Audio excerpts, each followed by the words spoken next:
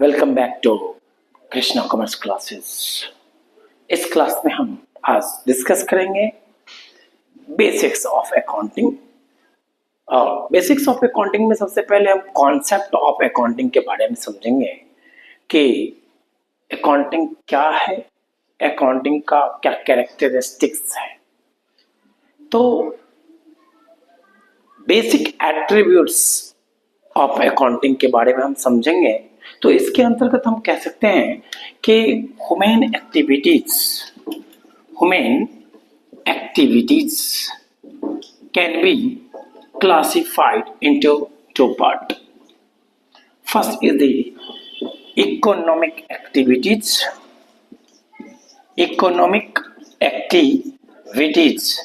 and second is the non-economic activities. Non economic activities की हम बात करेंगे और इकोनॉमिक एक्टिविटीज की बात करेंगे। Economic activities is the activities to earn money. अगर हम मौद्रिक उपार्जन के लिए कुछ भी क्रियाकलाप करते हैं उसी को हम कहते हैं इकोनॉमिक एक्टिविटीज, यानी कि इकोनॉमिक इवेंट्स। पैसे कमाने के लिए जो भी काम करते हैं उसको हम कहते हैं economic activities, the activities to earn money.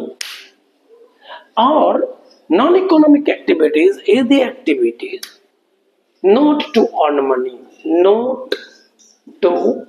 Money,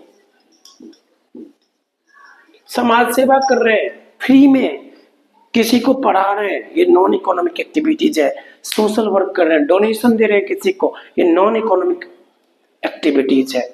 लेकिन अगर कुछ के बदले हम कुछ पा रहे हैं तो ये हमारे लिए इकोनॉमिक एक्टिविटीज है। हम अगर दुकानदारी कर रहे हैं तो दुकानदारी से जो भी हमें इनकम मिल रहा है बदले में हम गुड्स और सर्विसेज प्रोवाइड कर रहे हैं।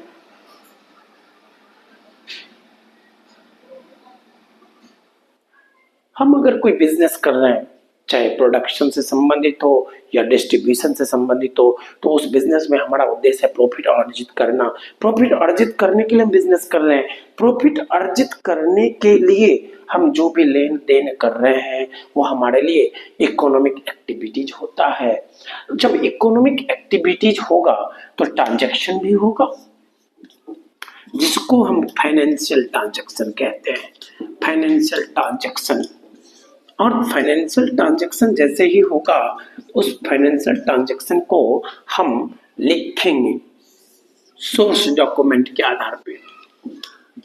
पहले उस ट्रांजैक्शन उसको पहचानेंगे कि ये ट्रांजैक्शन है क्या, फाइनेंशियल ट्रांजैक्शन है या नॉन फाइनेंशियल ट्रांजैक्शन है, और आइडेंटिफाई करने के बाद उसको क्या करेंगे, लिखेंगे सोर्स डॉक्यूमेंट के आधार पे।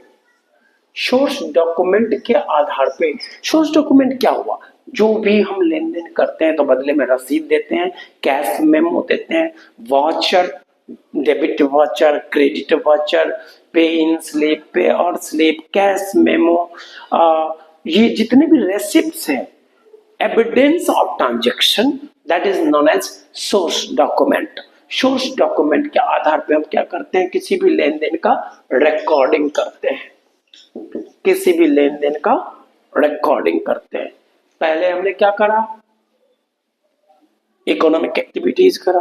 इकोनॉमिक एक्टिविटीज के बाद हम जो भी होगा तो उसमें जो ट्रांजैक्शन होगा फाइनेंशियल ट्रांजैक्शन, उस फाइनेंशियल हमें ट्रांजैक्शन को आइडेंटिफाई करना होगा कि फाइनेंशियल ट्रांजैक्शन है या नॉन फाइनेंशियल ट्रांजैक्शन है। नॉन फाइनेंशियल ट्रांजैक्शन तो यहाँ होगा आमतौर पे। तो ट्रांजैक्शन को आइडेंटिफाई करेंगे और उसको हम रिकॉर्डिंग करेंगे। रिकॉर्डिंग मतलब क्या, रिकॉर्डिंग मतलब अकाउंटिंग लैंग्वेज में हम उसको जर्नल करते हैं सिस्टमैटिक वे में, डेट वाइज। जो पहले ट्रांजैक्शन हुआ है उसको पहले रिकॉर्डिंग करेंगे, जो ट्रांजैक्शन बाद में हुआ है उसको बाद में रिकॉर्डिंग करेंगे। इसके अंतर्गत हम जर्नल पढ़ते हैं, journal. Recording is an accounting language which is based upon financial transaction via source document. और जब हम रिकॉर्डिंग कर लेते हैं किसी लेन देन का तो फिर हम उसका क्लासीफाइंग करते हैं। रिकॉर्डिंग करने के बाद उसका हम क्लासीफाइंग करते हैं। रिकॉर्डिंग को हिंदी में बोलते हैं अभिलेखन। क्लासीफाइंग को हिंदी में बोलते हैं वर्गीकरण। वर्गीकरण किसे कहते हैं? वर्गीकरण के अंतर्गत किसी भी लेन देन को समानता के आधार पर सजाते हैं। अर्थात जो भी हम रिकॉर्डिंग किए हैं, जो भी हम जर्नल किए हैं, जर्नल को, रिकॉर्डिंग को समानता के आधार पर क्लासिफाई करते हैं। That means classifying is the process to arrange all the transactions according to similarity। किसी भी ट्रांजैक्शन को समानता के आधार पर सजाने की जो प्रक्रिया होती है उसी को कहते हैं classification. Cash account, cash account में वही आइटम लिखेंगे जो कैश से रिलेटेड है। बैंक अकाउंट में वही आइटम लिखेंगे जो बैंक से रिलेटेड ट्रांजैक्शन है। फर्नीचर अकाउंट में वही आइटम लिखेंगे जो फर्नीचर से रिलेटेड ट्रांजैक्शन है। मशीनरी अकाउंट में वही आइटम लिखेंगे जो मशीनरी से रिलेटेड ट्रांजैक्शन है। रामलाल के अकाउंट में वही आइटम लिखेंगे जो रामलाल से संबंधित ट्रांजैक्शन है। यानी Ramlal account, cash account, furniture account, bank account, ये सब के सब क्लासिफाइंग है, जिसके यानी कि इसको हम लेजर भी कहते हैं। क्लासिफाइंग के अंतर्गत हम लेजर पढ़ते हैं। लेजर, जब हम क्लासिफाई कर लेते हैं किसी भी लेन देन का तो हम उसका समराइजिंग करते हैं। जब हम किसी लेन देन का क्लासिफाइंग कर लेते हैं तो उसका हम समराइजिंग करते हैं। इसको हिंदी में बोलते हैं संक्षेपण। संक्षेपण एक ऐसी प्रक्रिया है जिसके अंतर्गत हम दो चीज पढ़ते हैं। एक तो हम ट्रायल बैलेंस बनाते हैं। ट्रायल बैलेंस, ये ट्रायल बैलेंस क्या होता है? ट्रायल बैलेंस जर्नल और लेजर के आधार पे बनाया जाता है। जर्नल नहीं बनेगा तो लेजर नहीं बन पाएगा, रिकॉर्डिंग नहीं होगा तो क्लासिफाइंग नहीं होगा, और क्लासिफाइंग नहीं होगा तो हम ट्रायल बैलेंस नहीं बना पाएंगे। पहले हम जर्नल करेंगे यानी कि रिकॉर्डिंग करेंगे, फिर हम लेजर बनाएंगे यानी कि क्लासिफाइंग करेंगे, और फिर हम ट्रायल बैलेंस बनाएंगे। Trial balance is the summary of ledger, that means it verifies the arithmetical accuracy. It verifies the arithmetical accuracy of both side, debit side and credit side. That means debit side must be equal to credit side. यानी कि debit और credit side के को सत्यापित करता है। Debit side जो है वो क्रेडिट साइड के बराबर हो, ये अंक गणितीय सत्यापन करता है। ट्रायल बैलेंस डेबिट पक्ष और क्रेडिट पक्ष के बीच में अंक गणितीय सत्यापन करता है। दोनों पक्ष बराबर होना चाहिए, जिसे कि लेजर के आधार पे तैयार किया जाता है। जब हम ट्रायल बैलेंस बना लेते हैं तो फिर हम फाइनेंशियल स्टेटमेंट करते हैं। फाइनेंशियल स्टेटमेंट में दो चीज करते हैं, एक इनकम स्टेटमेंट और दूसरा पोजीशन स्टेटमेंट। इनकम स्टेटमेंट को हम प्रॉफिट एंड लॉस अकाउंट भी कहते हैं। इनकम स्टेटमेंट के माध्यम से हम नेट प्रॉफिट और नेट लॉस की जानकारी प्राप्त करते हैं, और पोजीशन स्टेटमेंट के माध्यम से हम बैलेंस शीट यानी कि जिसको आप टोटल एसेट्स और टोटल लायबिलिटीज की बात करते हो, टोटल एसेट्स और टोटल लायबिलिटीज की बात करते हैं। मैं फिर से रिपीट कर रहा हूं, इनकम स्टेटमेंट जिसको हम प्रॉफिट एंड लॉस अकाउंट भी बोलते हैं, फाइनेंशियल स्टेटमेंट के अंतर्गत हम इनकम स्टेटमेंट तैयार करते हैं। इनकम स्टेटमेंट के अंतर्गत हम नेट प्रॉफिट अथवा नेट लॉस की जानकारी प्राप्त करते हैं, जबकि हम बैलेंस शीट बनाते हैं जिसे हम पोजीशन स्टेटमेंट भी बोलते हैं, जिसके अंतर्गत हम total assets and total liabilities की जानकारी प्राप्त करते हैं, यानी कि फाइनेंशियल स्टेटमेंट समराइजिंग के तहत तैयार करते हैं। ये फाइनेंशियल स्टेटमेंट ये फाइनल अकाउंट भी कहलाता है। फाइनेंशियल स्टेटमेंट जब हम बना लेते हैं तो हम एनालाइजिंग करने की स्थिति में होते हैं। एनालाइजिंग, हम अपने लेन देन का एनालाइजिंग करते हैं। लेन देन का जब हम एनालाइजिंग करते हैं जब हम लेन देन का एनालाइजिंग करते हैं तो एनालाइजिंग में हम फाइनेंशियल स्टेटमेंट का हेल्प लेते हैं। फाइनेंशियल स्टेटमेंट की मदद से ही हम किसी ट्रांजैक्शन का एनालाइजिंग करते हैं। एनालाइजिंग में हम तुलनात्मक अध्ययन करते हैं, इसको हिंदी में तुलना भी कह सकते हैं। तुलनात्मक अध्ययन करते हैं फाइनेंशियल स्टेटमेंट में। जो हमारा फाइनेंशियल परफॉर्मेंस है, चाहे फाइनेंशियल परफॉर्मेंस है, उसका तुलना करते हैं। करंट ईयर के फाइनेंशियल स्टेटमेंट को पास्ट ईयर के फाइनेंशियल स्टेटमेंट से कंपैरेटिव स्टडी करते हैं, तुलनात्मक अध्ययन करते हैं। यह हम अपने फाइनेंशियल स्टेटमेंट को अपने कंपटीटर के फाइनेंशियल स्टेटमेंट से तुलना करते हैं, तो ये होता है एनालाइजिंग।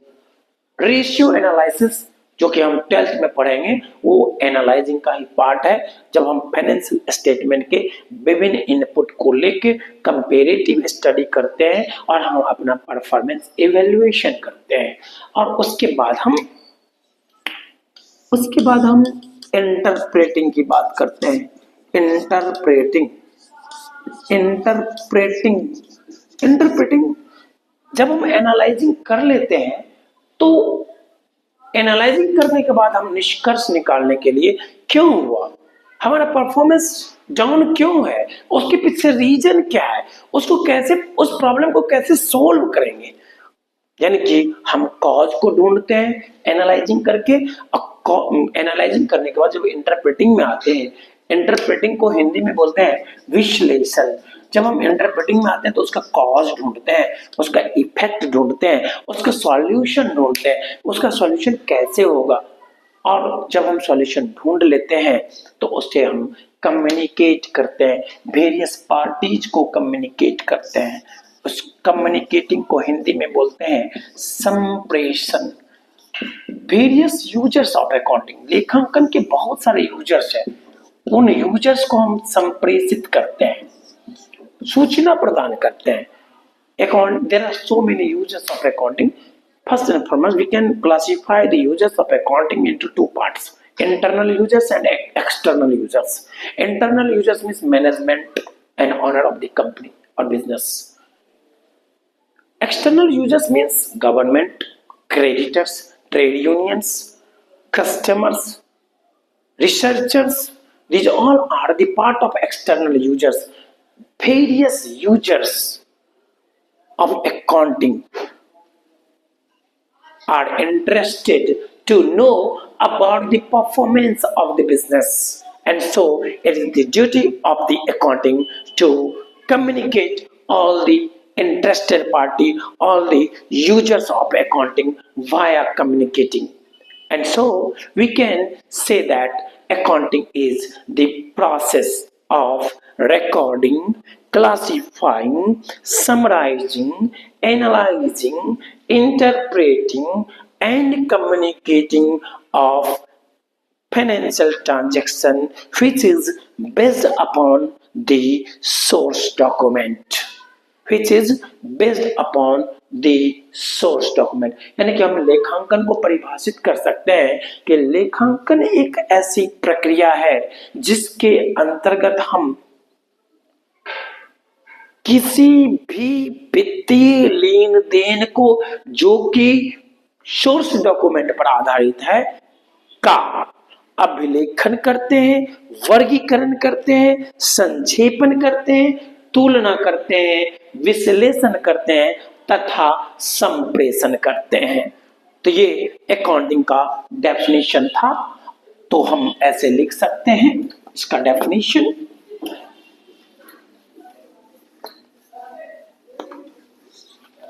इसका डेफिनेशन लिख सकते हैं कि accounting is the process of recording,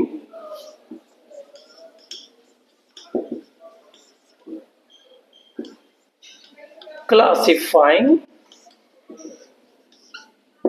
summarizing,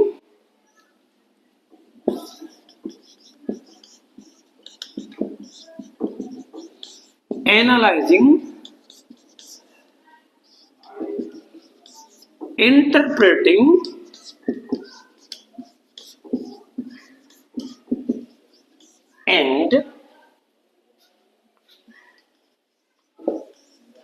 communicating of financial transactions which is based upon source document। जब तक रसीद नहीं होगा तब तक रिकॉर्डिंग नहीं होगा। सोर्स डॉक्यूमेंट मीन्स हुआ रसीद, कैश मेमो, पे इन स्लिप, पे out slip, debit voucher, credit voucher, ये सब के सब सोर्स डॉक्यूमेंट है। और सोर्स डॉक्यूमेंट के आधार पर ही हम अकाउंटिंग का सोर्स डॉक्यूमेंट के आधार पर ही हम अकाउंटिंग के अंतर्गत किसी भी लेन देन का, किसी भी ट्रांजैक्शन का रिकॉर्डिंग करते हैं। इनपुट समझने के लिए मैं बता रहा हूं, और आउटपुट, इनके बीच में प्रोसेसिंग होगा।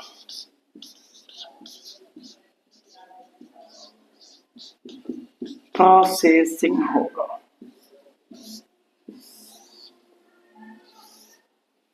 इनपुट और आउटपुट के बीच में क्या होगा? प्रोसेसिंग होगा। इनपुट में क्या होता है? इनपुट में इकोनॉमिक इवेंट्स होता है या इकोनॉमिक एक्टिविटीज होता है। इकोनॉमिक एक्टिविटीज होता है।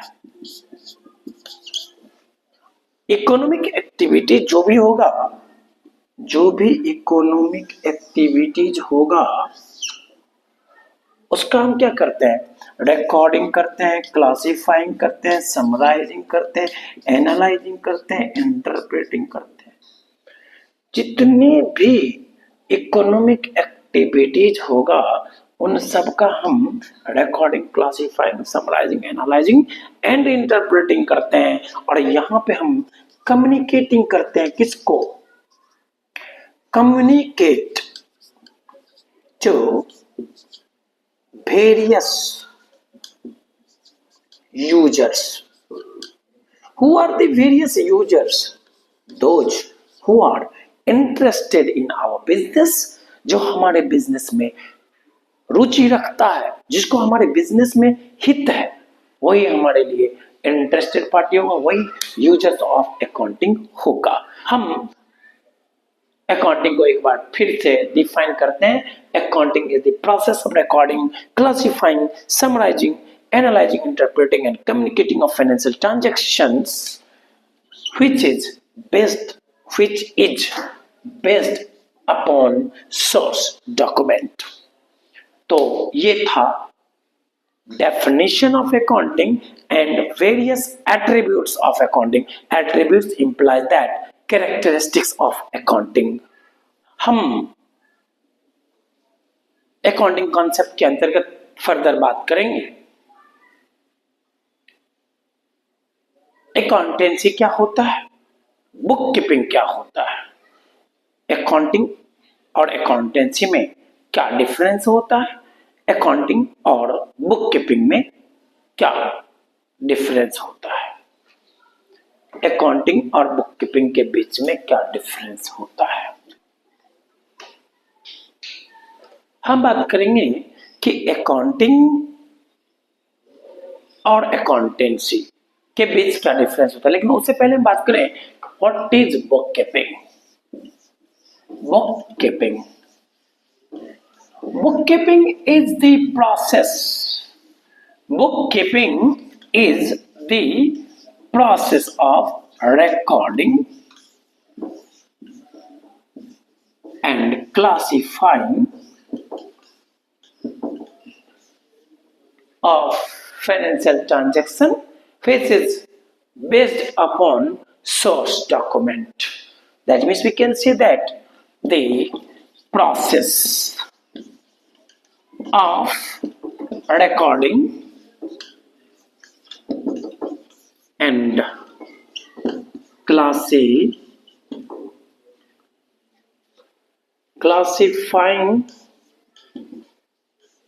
the ट्रांजैक्शन या फाइनेंशियल ट्रांजैक्शन भी लिख सकते हो, which is based upon source document. बिना सोर्स डॉक्यूमेंट का हम रिकॉर्डिंग कर ही नहीं सकते। सोर्स डॉक्यूमेंट मतलब साफ है कि हम कह सकते हैं कि रिकॉर्डिंग और क्लासिफाइंग के बीच की प्रक्रिया या the process of recording and classifying, यानी कि अभिलेखन तथा वर्गीकरण की प्रक्रिया जो कि वित्तीय लेन देन पर आधारित हो और वो सोर्स डॉक्यूमेंट पर भी आधारित हो, वही बुक कीपिंग कहलाता है। The process of recording and classifying the transactions which is based upon source document. ऐसा लेन देन जिसके अंतर्गत रिकॉर्डिंग तथा क्लासिफाइंग अभिलेखन तथा वर्गीकरण रूपी प्रक्रिया होती है जो सोर्स डॉक्यूमेंट पर आधारित होता है, बुक कीपिंग कहलाता है। बुक कीपिंग एक ऐसी प्रक्रिया है जिसके अंतर्गत अभिलेखन तथा वर्गीकरण, जिसके अंतर्गत किसी लेन देन का अभिलेखन तथा वर्गीकरण होता है जो कि सोर्स डॉक्यूमेंट पर आधारित होता है। बुक कीपिंग एक ऐसी प्रक्रिया है जिसके अंतर्गत किसी लेन देन का अभिलेखन तथा वर्गीकरण होता है जो कि सोर्स डॉक्यूमेंट पर आधारित होता है। तब तो हम डायग्रामेटिकली इसको ऐसे लिख सकते हैं, ये अकाउंटिंग है और ये बुक कीपिंग है। दिस इज अकाउंटिंग और and this is book keeping. Book keeping यानी हम कह सकते हैं कि book keeping is a part of accounting. Book keeping जो है वो अकाउंटिंग का ही हिस्सा होता है, यानी कि रिकॉर्डिंग और क्लासिफाइंग बुक कीपिंग है, उसके बाद वाला हिस्सा यानी उस पूरा recording, classifying, summarising, analysing, interpreting and communicating, ये पूरा प्रक्रिया जो है वो लेखांकन है यानी कि अकाउंटिंग है। अगर हम बात करें अकाउंटेंसी किसे कहते हैं, what do you mean by accountancy, what do you mean by accountancy, तो ये कहा जा सकता है अकाउंटेंसी को हिंदी में कहते हैं लेखा शास्त्र। लेखा शास्त्र हिंदी इसका होता है लेखा शास्त्र। Systematic study of accounting. Systematic study of accounting is called accountancy. लेखांकन के क्रमबद्ध अध्ययन को हम लेखा शास्त्र कहते हैं। डायग्रामेटिकली हम इसको ऐसे लिख सकते हैं,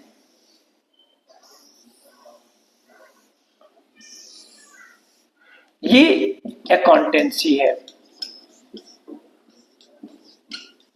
ये अकाउंटिंग है और ये बुक कीपिंग है। ये कहा जा सकता है कि accounting is the part of accountancy. In other words, we can say that accountancy is broader than accounting. Accountancy जो है वो accounting से broad होता है।